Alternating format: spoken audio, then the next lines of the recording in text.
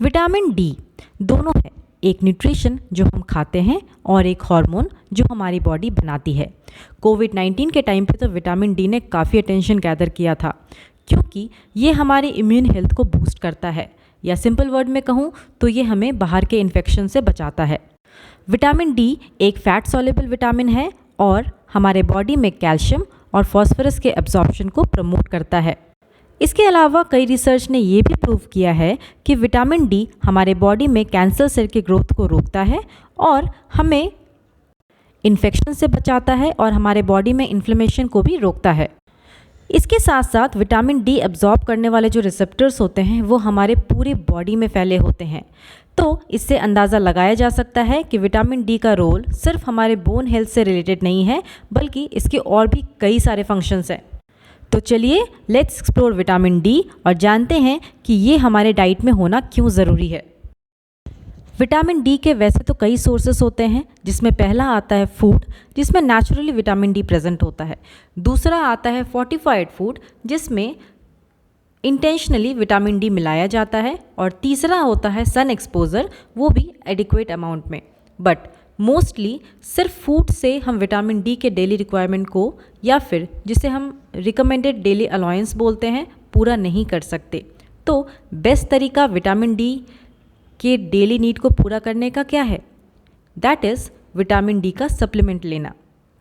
अब जो vitamin D का सप्लीमेंट होता है वो दो फॉर्म में अवेलेबल है। पहला विटामिन D2 जिसको हम अर्गोकैल्सिफेरॉल बोलते हैं, और दूसरा विटामिन D3 जिसको हम कोलेकैल्सिफेरॉल बोलते हैं। D2 मोस्टली प्लांट्स और फंगाई में मिलता है, D3 एनिमल्स में मिलता है, इंक्लूडिंग हम ह्यूमंस।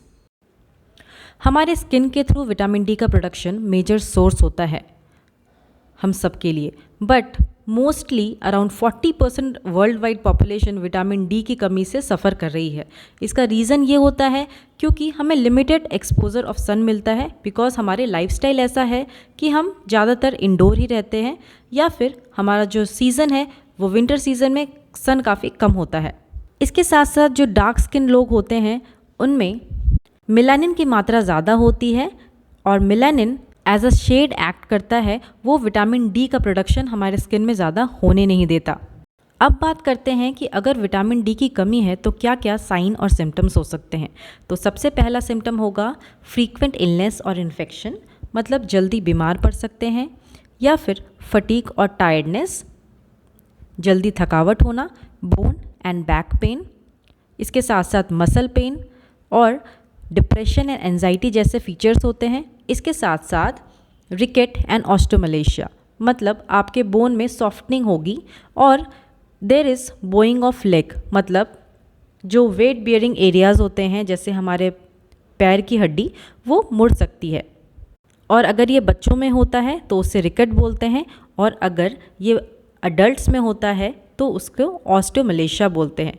बट ये सारी चीज़ें रिवर्स हो सकती है अगर कैल्शियम सप्लीमेंट हम लेना चालू कर दें तो। कंटेंट अच्छा लगे तो please like, share and subscribe कीजिए, एंड चैनल को फॉलो कीजिए ऐसे ही इन्फॉर्मेटिव नॉलेज भरे हुए वीडियोज़ के लिए।